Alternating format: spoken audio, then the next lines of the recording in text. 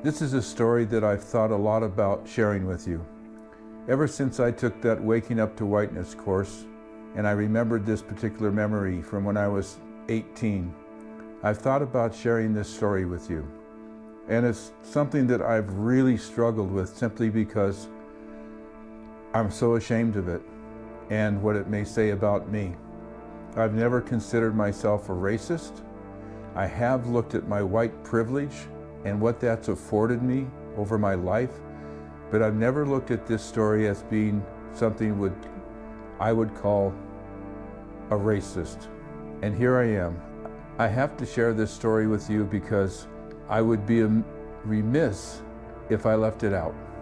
I think, at least in my early years, and I'm sure throughout my life, what this story represents is the unconscious thoughts and feelings I've had, or the thoughts and feelings that I've had that I've just repressed, denied, hidden from view, and just simply denied that they were occurring within me. So I've kept it in the dark. But today, I want to share that with you. I want this story out there, hopefully, that it may inspire others to look at their unconscious or even conscious behaviors, their thoughts, their feelings, that they don't want to recognize. And I'm not criticizing anybody, I'm not judging anybody. I do judge myself, which does the damage. But in putting this story out there, hopefully, I'll be accountable to something that I did that I'm totally ashamed of, and points the direction towards being a racist that I want to correct. When I took that course, Waking Up to Whiteness, it opened my eyes, even just a little bit, to how I've lived my life through white privilege. And being a heterosexual white male, there's no greater privilege that I knew of, at least in this country, and I think in the world at large. And so this is my opportunity to share these things, get them out there. One, I want to heal and own my behavior. I want to be accountable to what I've done. Two, is hopefully it'll inspire others to take a look at themselves, not out of judgment or shame or fear or anything like that, but simply to look at what others might hide, repress, and deny that would bring healing and a more equitable and just world for everyone. So I want to bring this into the light, and that's what my goal is today. I've only shared this story with a few friends, very, very close friends, who I knew would keep it confidential. And here's the story. When I was 18, I was arrested, and I was taken to LA County Jail, where I spent 10 days. I never went to trial because the charges were dropped, because it was an unlawful search, I guess. I'm not even sure if I remember what the charge was or what all happened. But I do remember vividly the experience I had being booked into LA County Jail, and I do remember vividly being walked to the cell. And as I entered the cell, I noticed that my cellmate was a very large black man. He was only probably 7 or 8 years older than me, but he must have stood, in my memory at least, about 6'3", 6'4", very broad, very muscular, and I just thought, shit, this is the day I die. And it was interesting that my initial judgments of this black man, not a white man, but a black man, that are specific to him being black, the judgments I had was that I was unsafe with this black man. It wasn't what I would think maybe of a white man, but a black man in jail, and I was sharing a cell with him, and I thought, my life is over. And it's interesting because the first thing this man said to me was, "Can I read you my Bible?" Of course, I said yes, absolutely, whatever you want. I didn't know how long I'd be in jail. I didn't know what was going to happen. And I thought, whatever I can do to not be a threat to this man or provoke him or anything else, all these judgments I had about him simply because he was black came racing to my mind. So I was going to say absolutely to whatever, as long as it didn't involve physical harm to me. And I found out this man was in for murder.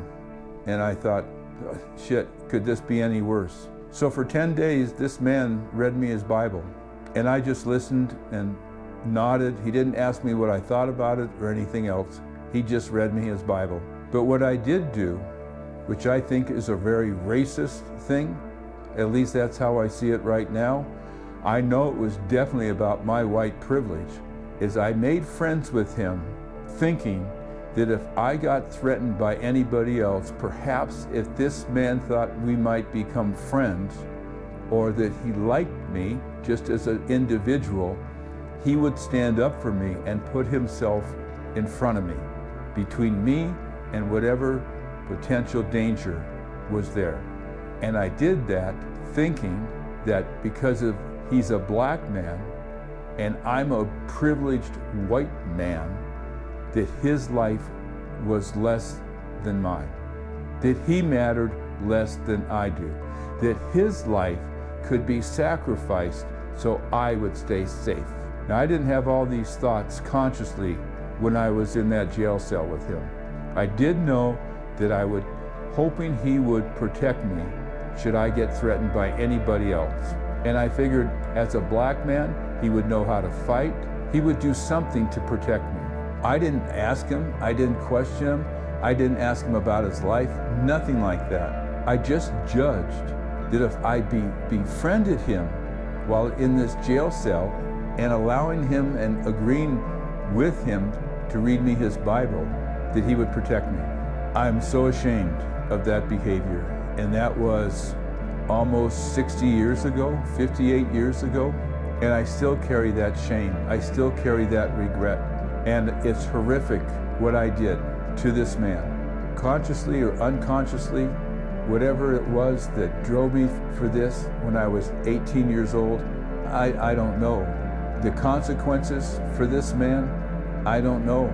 The unintended consequences could have been that he could have been hurt by others trying to protect me, which is what I wanted, was to be protected. He could have been killed. I mean, this guy was up for murder. So LA County Jail, what do you expect is going to be in there? Some pretty hardened criminals. And I was just naive surfer dude that was terrified and so scared that I was willing to sacrifice a black man to protect me. The sense of shame I feel and regret doesn't lessen by telling this story. But what hopefully it might do is shine a light on the way that people can be unconscious in their judgments, their feelings about people who don't look like them. That's what happens for me. And I still have judgments when I see people who don't look like me. I don't know if I'm classified as a racist or just somebody with white privilege. I'm certainly aware more than ever that I come from a very privileged background, and I have privileges that most other people who don't look like me have. When I look around our country and I look around the world and I see the absolute horrific things that are happening because there's this struggle, incredible discrepancy between those who have and those who have not, to those who look like me and those who don't, to the racism and bigotry that's so profound in this world. It's incredible. And I'm not saying only white people have this. Every race, it seems, has this judgment that somehow they deserve what others already have. And they're willing to try and forcibly take it, whether it's their freedom, their food, their security, medicine, whatever it might be. It's absolutely freaking horrific. And it starts with me owning things that I've done and that I continue to think and feel that could pop up in the moment, that kind of first flush of feeling. Saddens me, makes me sick, and it hurts to share this with you. What might you think of me for what I've done? What might I think of me for what I've done and still do? But I've made a commitment to change, to be active, not just to think these things as if that would solve the deeper issue. I don't believe it does. I don't think my thinking has ever really gotten me very far in cleaning up some issue that I carry, whether it's anger or prejudice, whatever it might be. It's about going to the root cause of that.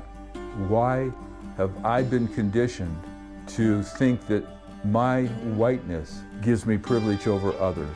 And I'm not blaming anybody else for that. I'm looking at me and taking responsibility for what still stays inside of me, what still gets expressed even though I may not speak it. I feel it, I think it. And how do I get to the root to change this behavior?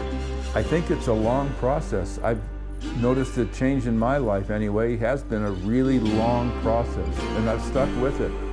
I mean, I've tried to commit suicide twice. Luckily, I failed. And I still suffer sometimes from depression, you know, from lack of motivation, inspiration, sometimes because I feel I'm not worth anything. That was beat into me by my father.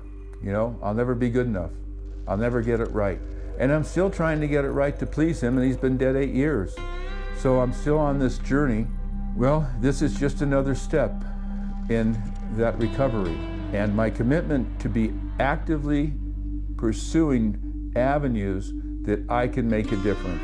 Not just up here, and not just in my heart, but out there in the world for others, to create a more just and equitable world. It's all I can do. You know, I'm not wealthy, make my small donations to campaigns that I feel benefit everybody, and there's more that I can do. And I've spoken to that in a previous video. God willing, I'll have a long life to be able to do as much as I can. So I appreciate you being here.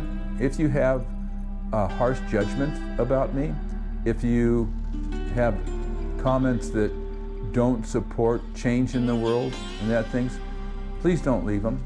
I think the best thing that we can all do is support everyone that's trying to make a difference in the world. Not for themselves only or for their race, religion, and all of that, but for everyone. There's enough for everybody here.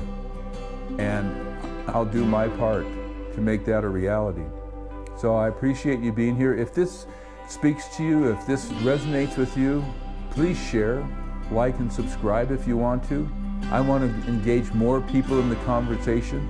I've had some beautiful, beautiful comments over the last couple of videos that I've made about this topic, and I'm so grateful for those. One person wrote me, and I realized that one comment, that one person, that video touched, made it all worthwhile for me to keep doing this and doing this if I never even got another comment that supported me. That one comment said, I made a difference, someone heard me, and I'm just going to keep going and going and going. So I appreciate you being here. I appreciate you being an audience, and hopefully if you have comments or discussions, I'd love you to put them in the comments below. I'm going to put a couple links below of a couple of videos and articles that really impacted me that you might find useful, so you can look for those. But thank you so much for being here. I care about you, and I care about our world. And until the next time, you take care, and I wish you all the best for 2025. All the best. Bye for now.